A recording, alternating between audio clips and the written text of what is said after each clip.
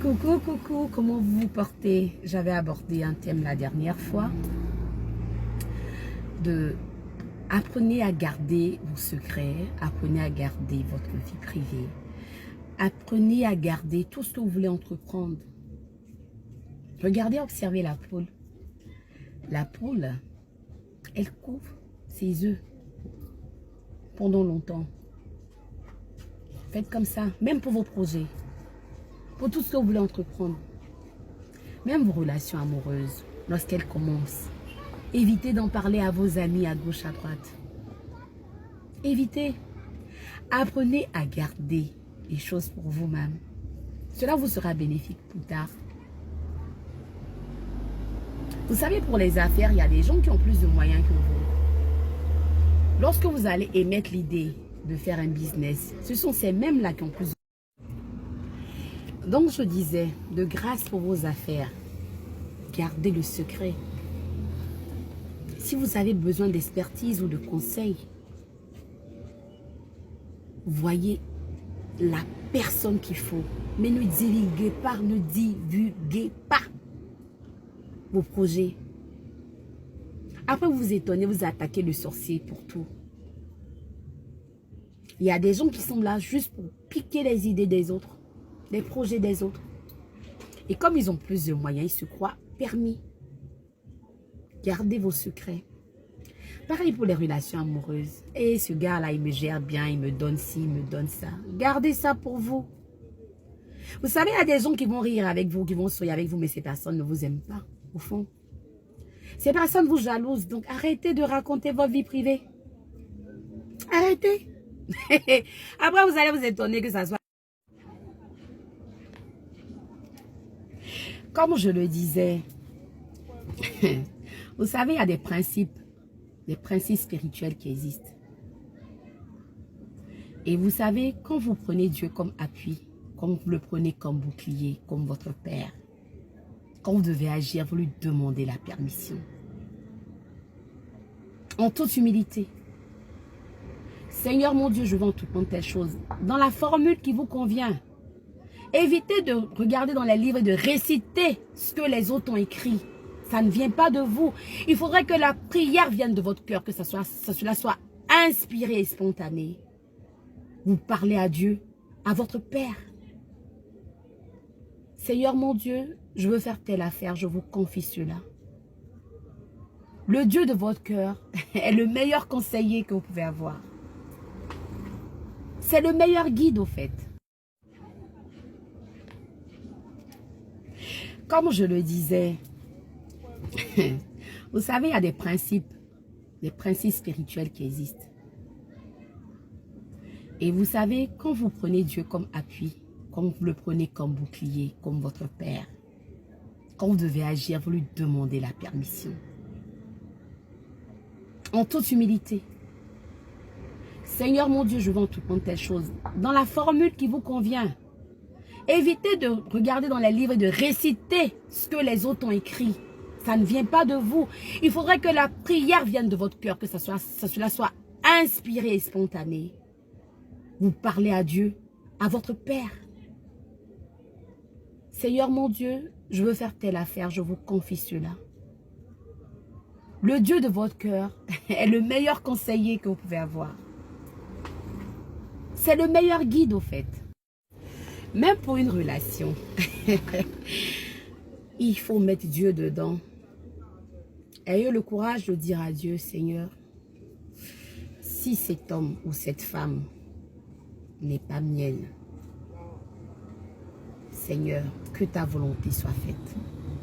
Vous savez, cette formule que ta volonté soit faite doit être une formule quotidienne. Face à quoi que ce soit. Dans une affaire, dans une relation. Sachez qu'au fait, en réalité, que vous n'avez aucune volonté. Vous n'avez aucune volonté, vous n'avez aucun pouvoir. C'est Dieu seul qui détient la vérité suprême. Et le pouvoir immense. Donc, apprenez à mettre Dieu dans tout. Seigneur, que ta volonté soit faite. Si X ou Y est mon homme ou est ma femme, que ta volonté soit faite. Je vous assure que si Je pense qu'il faut savoir très tôt si un homme ou une femme est pour nous. Au lieu de perdre son temps et des années dans une relation,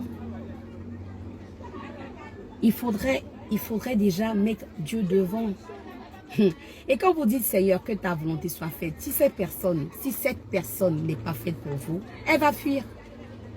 Et dans ce cas, il vaut mieux rendre grâce à Dieu d'avoir perdu du temps ou des années. Mais si cette personne est pour vous, Dieu même va changer, corriger cette personne. Donc dans ce cas, il ne sert à rien d'envoûter un homme ou une femme pour l'emprisonner. Parce que karmiquement, vous allez payer cela. Vous perdez du temps, vous perdez de l'énergie, vous perdez de l'argent. Dans ce cas, il ne sert à rien d'envoûter un homme ou une femme. Pourquoi? Quelqu'un qui est pour vous, il sera à vous. Il va vous revenir tôt ou tard. Dans ce cas, n'envoûtez personne.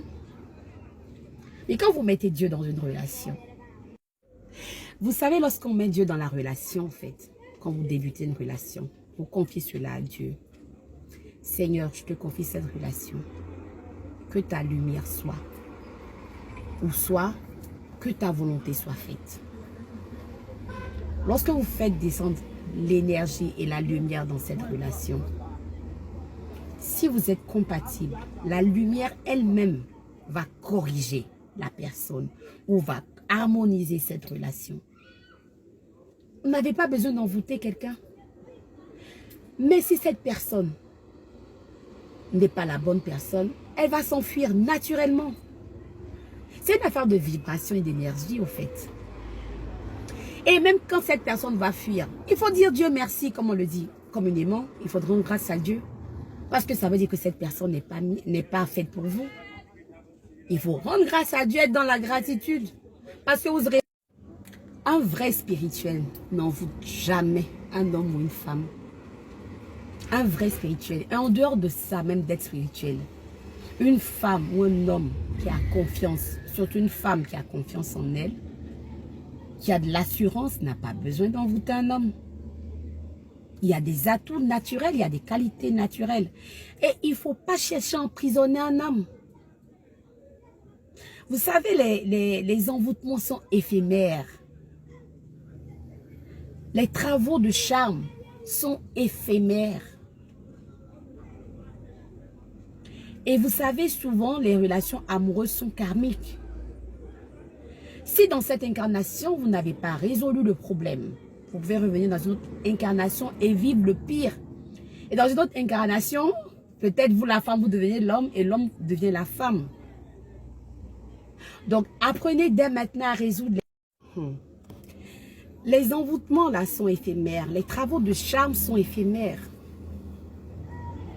Souvent, lorsque cela finit, c'est désastreux. Donc, pourquoi envoûter? L'amour est naturel. Ça vient, c'est comme une graine. Elle est implantée, elle fleurit, elle mûrit, elle grandit. Et vous savez, vous n'êtes pas obligé de passer toute une vie avec quelqu'un. Vous pouvez vivre juste un instant et cette personne est venue dans votre vie juste pour cet instant-là. Cette personne va être là à cet instant précis. Ou bien vous pouvez avoir juste un enfant avec une seule personne parce que cet enfant devait naître à cette période. Donc, avoir un enfant avec X, laisser cette personne pour être avec Y, c'est pas la fin du monde. La vie est un programme. Et l'astrologie kabbalistique nous le démontre. Donc, mes sœurs, ne perdez pas votre temps à vouloir emprisonner quelqu'un. Et quand un homme ne vous aime pas, il vaut mieux le laisser partir. Les envoûtements, là, une vraie femme n'a pas besoin de ça. Je vous assure, une vraie femme n'a pas besoin de ça. Si un homme ne vous aime pas, ne forcez pas. L'amour ne s'achète pas. L'amour ne se quémande pas. L'amour ne se force pas. Mais malheureusement, on est dans un monde où on a l'impression que l'amour s'achète. Où nous avons perdu certaines valeurs. Où la femme ne se respecte plus. Elle ne se considère plus. Elle se vend plus offrant. C'est dommage. Votre corps est le temple de Dieu, il est sacré.